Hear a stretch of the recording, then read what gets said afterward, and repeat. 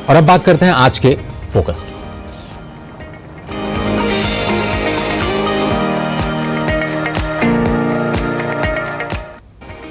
प्रधानमंत्री नरेंद्र मोदी आज video conferencing के माध्यम से India tech ed chips for Viksit Bharat कार्यक्रम में हिस्सा लेंगे। पीएम मोदी 1.25 लाख करोड़ रुपए की 3 सेमीकंडक्टर परियोजनाओं की आधारशिला भी रखेंगे। इस अवसर पर प्रधानमंत्री देश भर के युवाओं को भी संबोधित करेंगे। प्रधानमंत्री का दृष्टिकोण भारत को सेमीकंडक्टर डिजाइन, विनिर्माण और प्रौद्योगिकी विकास के लिए एक वैश्विक केंद्र के रूप में स्थापित करना है, जिससे देश के युवाओं के लिए रोजगार के अवसरों के निर्माण को बढ़ावा मिले। पीएम मोदी की इस पहल से गुजरात के धोलेरा विशेष निवेश क्षेत्र में सेमीकंडक्टर निर्माण सुविधा के लिए आधारशिला रखी जा रही है। इसके अलावा असम के मोरी गांव और गुजरात के ही साणंद में आउटसोर्स सेमीकंडक्टर असेंबली और टेस्टिंग की सुविधा की शुरुआत की जाएगी। भारत में सेमीकंडक्टर फैब्स की स्थापना के लिए संशोधित योजना के तहत धोलेरा विशेष निवेश क्षेत्र में सेमीकंडक्टर निर्माण सुविधा की स्थापना टाटा इलेक्ट्रॉनिक्स प्राइवेट लिमिटेड करेगी। 91,000 करोड़ रुपए की लागत से बनने वाला यह देश का पहला वाणिज्यिक सेमीकंडक्टर फैब है। इन सुविधाओं के जरिए देश का सेमीकंडक्टर इकोसिस्टम मजबूत होगा। ये इकाइयां सेमीकंडक्टर उद्योग में हजारों युवाओं को रोजगार भी प्रदान करेंगी, साथ ही इलेक्ट्रॉनिक्स, दूरसंचार जैसे संबंधित क्षेत्रों में रोजगार सृजन को प्रेरित करेंगे।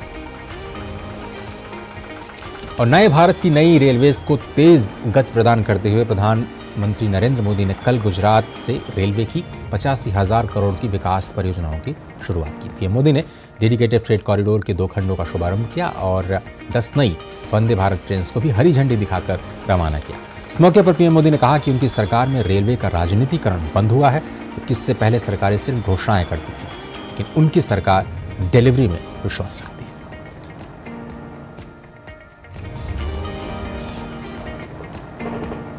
रेलवे के आधुनिकीकरण को लेकर बीते 10 साल में देश में प्रधानमंत्री मोदी के नेतृत्व में अभूतपूर्व कार्य हुए हैं। इसी कड़ी में अहमदाबाद में प्रधानमंत्री ने रेलवे विकास की 85,000 करोड़ रुपए की परियोजनाओं का लोकार्पण और शिलान्यास किया। पीएम ने 650 किलोमीटर लंबे समर्पित माल गलियारे के 2 खंडों, न्यू खुर्जा से साहनेवाल खंड और अहमदाबाद से न्यू घोलवट खंड को राष्ट्र को समर्पित किया।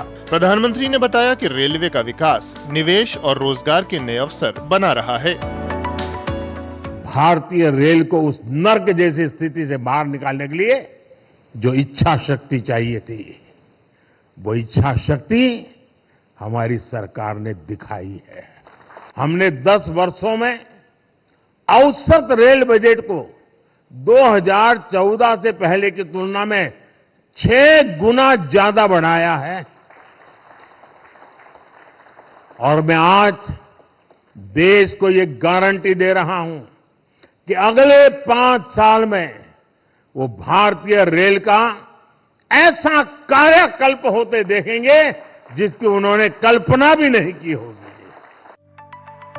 सुरक्षित सुविधाजनक रेलवे बनाने के लिए रेल लाइनों का दोहरीकरण, विद्युतीकरण हुआ है। यात्री सुविधाओं के मद्देनजर अमृत स्टेशन बनाए जा रहे हैं। वहीं सेमी हाई स्पीड ट्रेनें भी शुरू की गई हैं। प्रधानमंत्री ने 10 नई वंदे भारत ट्रेनों को हरी झंडी दिखाई। अब देश में कुल 100 वंदे भारत ट्रेनों का संचालन किया जा रहा है। प्रधानमंत्री ने कहा कि पिछली सरकारों ने रेलवे को लेकर सिर्फ राजनीति की, विकास नहीं। आजादी के बाद की सरकारों ने राजनीतिक स्वार्थ को जिस तरह प्राथमिकता दी और उसकी बहुत बड़ी शिकार भारतीय रेल रही है। यही सोच रही थी कि स्टॉपेज मिला कि नहीं मिला, ट्रेन वहां तक आती है, मेरे स्टेशन तक आगे बढ़ी कि नहीं बढ़ी। देखिए 21वीं सदी में यही सोच रही होती तो देश का क्या होता। और मैंने पहला काम किया, रेल को अलग बजट से निकाल करके भारत सरकार के बजट में डाल दिया और उसके कारण आज भारत सरकार के बजट के पैसे रेलवे के विकास के लिए लगने लगे। प्रधानमंत्री ने 51 Gatishakti multi modal cargo terminal, स्वचालित सिग्नलिंग सहित 1 स्टेशन 1 प्रोडक्ट स्टॉलों का भी शुभारंभ किया। प्रधानमंत्री ने कहा कि समृद्ध और विकसित देश के लिए रेलवे की भूमिका काफी अहम साबित होगी और आने वाले 5 साल में रेलवे आधुनिक आत्मनिर्भर स्वरूप में होगी। ये रेलवे के लिए मोदी की गारंटी है। नीरज सिंह के साथ ब्यूरो रिपोर्ट, डीडी न्यूज।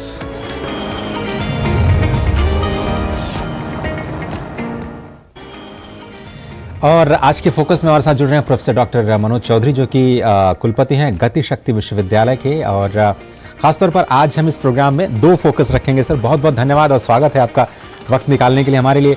बहुत ही रेयर कॉम्बिनेशन है सर कि आपने प्राइवेट सेक्टर में सेमीकंडक्टर क्षेत्र में भी कार्य किया है और अब आप पीएम गति शक्ति विश्वविद्यालय को लीड कर रहे हैं।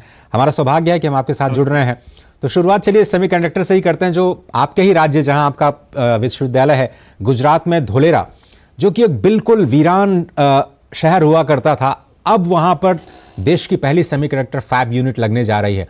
किस तरह से देखते हैं आज के इस दिन को? 1.25 लाख करोड़ रुपए का इन्वेस्टमेंट होने जा रहा है सर। ये आज का दिन बहुत महत्वपूर्ण दिन है भारत के विकसित भारत को आगे बढ़ाने के लिए, क्योंकि आज अगर हम देखें तो इलेक्ट्रॉनिक्स और सेमीकंडक्टर, पर्टिकुलरली सेमीकंडक्टर की जरूरत हमको हर फील्ड में है। न सिर्फ मोबाइल फोन, न सिर्फ टीवी, बल्कि आज की अगर हम कार देखें तो कार में भी करीबन 40% कॉस्ट जो है इलेक्ट्रॉनिक्स और सेमीकंडक्टर के कारण है। अगर हम आधुनिक ट्रेन देखें, वंदे भारत, उसमें भी इलेक्ट्रॉनिक्स सेमीकंडक्टर का बहुत इंपॉर्टेंट कंट्रीब्यूशन है।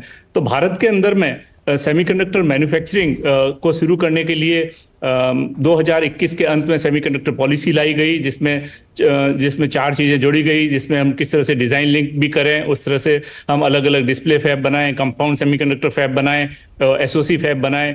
तो उसके बाद में 76,000 करोड़ की वो इंसेंटिव स्कीम के बाद में आगे चलते हुए जैसा कि आप सभी जानते हैं, माइक्रोन ने पहला अनाउंसमेंट किया कि वो असेंबली, टेस्ट, मार्किंग और पैकेजिंग यूनिट एक इस्टेब्लिश करेगा धोलेरा रीजन में। और अभी रिसेंटली 3 और प्रोजेक्ट भारत सरकार ने अप्रूव किए हैं, जिसकी आज प्रधानमंत्री जी फाउंडेशन स्टोन नींव शिला रखने वाले हैं। तो अगर उस हिसाब से देखें तो एक ऐसा देश जिसमें सेमीकंडक्टर कंजम्पशन बहुत ज्यादा है, जैसा कि हम देखते हैं भारत के अंदर में ऑयल के बाद में सबसे ज्यादा इंपोर्ट की जाने वाली चीज इलेक्ट्रॉनिक्स और सेमीकंडक्टर है। तो इस बढ़ते सेमीकंडक्टर कंजम्पशन को कंट्रोल करने के लिए, भारत के अंदर में मैन्युफैक्चरिंग करने के लिए और आगे आने वाले दिनों के अंदर में जिस तरह से ग्लोबल सप्लाई चेन इश्यूज हुए कोविड के टाइम पे, जिस तरह से ऑटोमोटिव मैन्युफैक्चरिंग के अंदर में डिस्ट्रप्शंस आए क्योंकि सेमीकंडक्टर सप्लाई चेन हमको नहीं मिल पाई, तो भारत एक उभरती हुई अर्थव्यवस्था जो कि अब टॉप 3 अर्थव्यवस्था में होने जा रही है, तो हमारा अपना सेमीकंडक्टर मैन्युफैक्चरिंग इकोसिस्टम होना बहुत जरूरी है। तो प्रोफेसर साहब जी, तो बहुत ही अच्छी बात है। प्रोफेसर साहब, चूंकि आपने प्राइवेट सेक्टर को देखा है बहुत करीब से, कई सालों तक आपने सेमीकंडक्टर क्षेत्र में कार्य किया है। भारत को हमेशा से एक सुपर पावर माना जाता रहा, लेकिन सॉफ्टवेयर के क्षेत्र में क्या वो कहानी भारत हार्डवेयर की दुनिया में दोहरा सकता है? क्या वो कैपेसिटी है? क्या हम आज उस मुहाने पर खड़े हैं?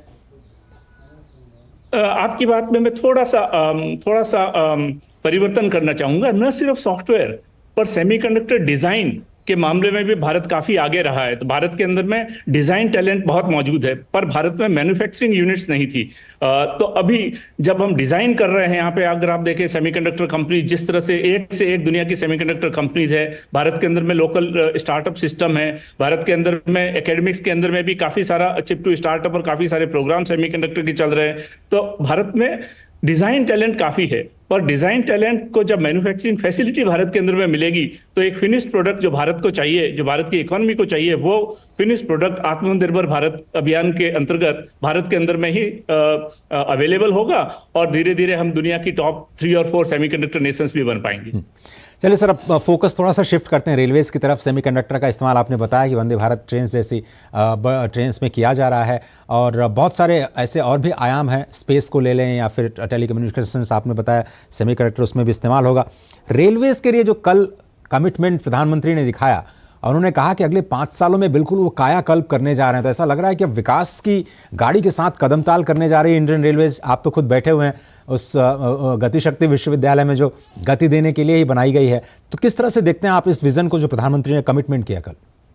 प्रधानमंत्री जी हमेशा कहते हैं कि railway is life line of the country, और विकसित भारत के निर्माण में रेलवे का बहुत ही महत्वपूर्ण योगदान रहने वाला है। रेलवे न सिर्फ लोगों को, सामान को एक जगह से दूसरी जगह पहुंचाता है, बल्कि अगर आप देखें तो क्योंकि रेलवे नेटवर्क जैसे जैसे फैलता है उसी तरह से हमारे नए मार्केट्स डेवलप होते हैं। हमारे फॉर एग्जांपल नॉर्दर्न इंडिया में बनने वाली चीज़ें अगर समुद्री मार्ग से विदेशों की तरफ एक्सपोर्ट हो सके तो उसके लिए रेल सागर परियोजनाएं उसी तरह से अगर हम देखें जिस तरह से हेल्थ नेटवर्क, एजुकेशन नेटवर्क जो अलग अलग जगह भारत के अंदर फैला हुआ होता है, तो एक तरह से रेलवे न सिर्फ लोगों के आवागमन में और लॉजिस्टिक्स कॉस्ट करने में मदद करता है, परंतु पूरे भारत को जोड़ने में और भारत के विस्तार जो अंदर में शहरों से विभिन्न गांवों की तरफ, विभिन्न छोटे शहरों की तरफ, कस्बों की तरफ किस तरह जोड़ सके, तो वो अपने आप में एक बहुत ही इंपॉर्टेंट है। इसीलिए इसको लाइफलाइन ऑफ द कंट्री कहते हैं। तो कल प्रधानमंत्री जी ने जो 5-6 मुख्य बातें कही, अगर हम उसको गौर से देखने की कोशिश करें तो उन्होंने सबसे पहले तो बताया कि किस तरीके से वंदे भारत ट्रेन्स का शतक पूरा हो चुका है और वो तेजी से और ज्यादा से ज्यादा 250 जिलों के अंदर में एक तरह से टच कर चुकी है। तो ये पैसेंजर कन्वीनियंस और कंफर्ट और सेफ्टी के लिए बहुत ही इंपॉर्टेंट कदम है। अगर दूसरी चीज उन्होंने बताई डेडिकेटेड फ्रेट कॉरिडोर की, तो अगर हम डेडिकेटेड फ्रेट कॉरिडोर बनाएंगे तो हमारा पैसेंजर लाइन से लोड कम होगा और दूसरा हम सामान को एक से दूसरी जगह डेडिकेटेड फ्रेट कॉरिडोर के मुकाबले सस्ते, सुगम तरीके से और इन्वायरमेंट फ्रेंडली तरीके से पहुंचा सकते हैं। तो इस तरीके से जब रेलवे ज्यादा से ज्यादा फ्रेट या माल ढुलाई का काम करेगा तो नेचुरली भारत के अंदर लॉजिस्टिक्स कॉस्ट तेजी से कम होगी, क्योंकि रेलवे में हम जानते हैं कि जो है करीबन 3 गुना रोड के मुकाबले ये कम है और इन्वायरमेंट फ्रेंडली भी ज्यादा है। तो ये दूसरी बात कही। तीसरी बात उन्होंने वन स्टेशन वन प्रोडक्ट, तो एक तरह से रीजनल और जो उन्होंने एक बहुत ही इंपॉर्टेंट बात कही कि जो देश अपनी विरासत को संजो के नहीं रख सकता वो देश अपने भविष्य की तरफ भी आगे नहीं बढ़ सकता। तो हमारे भारत के अंदर में हर एक क्षेत्र के अंदर में विरासत है, तो वन स्टेशन वन प्रोडक्ट के जरिए हम रीजनल प्रोडक्ट्स को किस तरह से आगे बढ़ा सकते हैं, तो वो अपने आप में एक उन्होंने बड़ी बात कही। उसके अलावा भी उन्होंने जो है वो ऑपरेशन कंट्रोल सेंटर, जो एक मॉडर्न चीज है जिसके थ्रू 1000 से भी ज्यादा ट्रेन को एक साथ नजर रखी जा सकती है, वो उन्होंने बताई। फिर तीसरी चीज अगर आप नोट करें, भारत के अंदर में अप्रोक्सीमेटली 7500 के आसपास रेलवे स्टेशन है।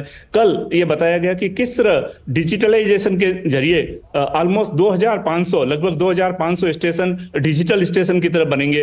तो अगर आप देखें भले हमारे रेलवे स्टेशन का विकास हो रहा हो जिसके थ्रू अलग अलग रेलवे स्टेशन के आसपास की इकोनॉमी बढ़ रही है, तो हर चीज में हम आगे बढ़ रहे हैं।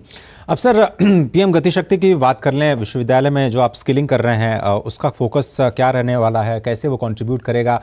आपने लॉजिस्टिक कॉस्ट की बात की, तो पीएम गति शक्ति योजना सीधे उसके साथ जुड़ी हुई है।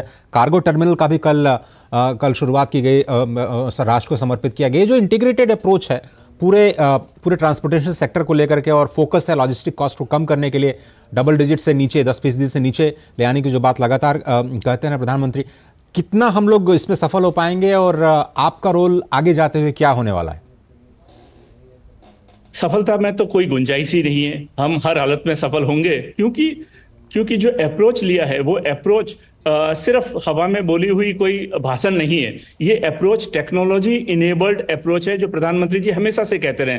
पीएम गति शक्ति नेशनल मास्टर प्लान जो अक्टूबर 2021 में लॉन्च किया गया, वो टेक्नोलॉजी इनेबल्ड मास्टर प्लान है, जिसके थ्रू हम लोग GIS सैटेलाइट इमेजिंग डेटा को यूज करके इंटीग्रेटेड प्लानिंग अप्रोच के थ्रू करके आगे बढ़ रहे हैं। अगर गति शक्ति विश्वविद्यालय की बात करें, जैसा कि कल प्रधानमंत्री जी ने अपने अहमदाबाद में भाषण में भी बताया कि पूरे ट्रांसपोर्टेशन सेक्टर भारत में उसको स्ट्रेंथ देने के लिए गति शक्ति विश्वविद्यालय की स्थापना की गई। तो गति शक्ति विश्वविद्यालय में ट्रांसपोर्टेशन रिलेटेड प्रोग्राम्स होंगे। अभी हम railway related program, railway engineering related program चला रहे हैं। पूरे भारत में अकेला विश्वविद्यालय है जो रेलवे इंजीनियरिंग रिलेटेड प्रोग्राम चला रहा है। हमारे MBA program logistics and supply chain management पे हैं, ट्रांसपोर्ट इकोनॉमिक्स और मैनेजमेंट पे हैं। इस साल से हम लोग एविएशन सेक्टर के अंदर में एयरक्राफ्ट मेंटेनेंस इंजीनियर्स के लिए नया प्रोग्राम शुरू कर रहे हैं। हम लोग पोर्ट एंड शिपिंग लॉजिस्टिक्स के लिए नया प्रोग्राम शुरू कर रहे हैं। एक चीज कि हम लोग अपने युवाओं को किस तरह से डिग्री प्रोग्राम्स के थ्रू आगे बढ़ाएं। दूसरी और कि जिस तरह से टेक्नोलॉजी तेजी से बढ़ रही है, लॉजिस्टिक सेक्टर में, ट्रांसपोर्टेशन सेक्टर में करने वाले लाखों लोग जो इस समय काम कर रहे हैं पूरे भारत में, उनको हम किस तरह से अपस्किल करें, उनको हम कैसे टेक्नोलॉजी के साथ में और रीस्किल करें ताकि ज्यादा से ज्यादा कंट्रीब्यूशन हो सके। तो हम बहुत सारे एग्जीक्यूटिव मोड में भी मास्टर्स प्रोग्राम, MTech इन रेल इंजीनियरिंग शुरू करेंगे, हम PhD प्रोग्राम शुरू करेंगे, हम शॉर्ट टर्म कोर्सेज इस साल में में करेंगे। इस तरह से कैपेसिटी बिल्डिंग कमीशन और DPIIT के साथ मिलके हम लोग एग्जीक्यूटिव प्रोग्राम चलाएंगे ताकि PM गति शक्ति नेशनल मास्टर प्लान टूल और लॉजिस्टिक्स पॉलिसी रिलेटेड एस्पेक्ट्स को हम लोग डिस्ट्रिक्ट लेवल तक लेकर जाएं। सर ये तो मतलब एक तरह से आप डिसेंट्रलाइजेशन कर रहे हैं पूरी स्किलिंग का, लेकिन एक गैप जो मुझे स्पष्ट दिखाई दे रहा है सर, रेलवे टेक्नोलॉजीज और जो हम नई चीज़ें कर रहे हैं उनको लेकर के मीडिया में उतना ज़्यादा जागरूकता नहीं है। बहुत सारे लोग नई न टेक्नोलॉजी को समझते हैं और न ही दिशा को समझ पा रहे हैं कि वाकई हम लोग कितना बेहतर काम कर रहे हैं। और मुझे लगता है कि आपको पहल करनी चाहिए कि देश भर के मीडिया कर्मियों को भी नई टेक्नोलॉजी के साथ, नए अपने गतिशक्ति प्लान के साथ उनको अवेयर करना चाहिए। चलते चलते सर हम आपसे ये समझना चाहेंगे कि जो इकोसिस्टम अभी आप बिल्ड कर रहे हैं उसका impact in terms of skill force क्या रहेगा, और क्या जो अभी इतना बड़ा परिवार है रेलवेज का उसको भी आप रीस्किलिंग करने की कोशिश करेंगे? बिल्कुल अभी भी जो UPSC के through Indian railway management service के ऑफिसर्स ने ज्वाइन किया, उनके लिए भी हम लोगों ने मैनेजमेंट मॉड्यूल ट्रेनिंग प्रोग्राम चलाया। और जैसे जैसे हमें जरूरत पड़ी कि हम एग्जिस्टिंग रेलवे ऑफिसर्स जो हैं और रेलवे कैडर को भी ट्रेन करेंगे, उनके टेक्निकल सुपरवाइजर्स उनके लिए भी ट्रेनिंग स्कीम्स निकालेंगे, तो ये तो हम करने ही वाले हैं। दूसरा, आपके सजेशन को मैं पूरी तरह मानता हूं कि पिछले 15 महीने से जब से गति शक्ति विश्वविद्यालय बना है, हमने छोटे रूप में प्रयास किए हैं कि भारत के कोने कोने में मीडिया के थ्रू हम ये बात पहुंचाएं कि हम किस तरह विकसित भारत के निर्माण में अपना योगदान करने को तत्पर हैं, किस तरह से हम लोग लगे हुए हैं। तो मीडिया के साथ मिलकर भी हम इस चीज को और आगे बढ़ाएंगे। पर सबसे ज्यादा जरूरी चीज है कि भारत में लॉजिस्टिक सेक्टर को ही देख ले तो एक रिपोर्ट के मुताबिक 2027 तक भारत के अंदर में 1 करोड़ और लॉजिस्टिक सेक्टर में नई नौकरियां पैदा होने की या नई क्रिएट होने के चांसेस हैं।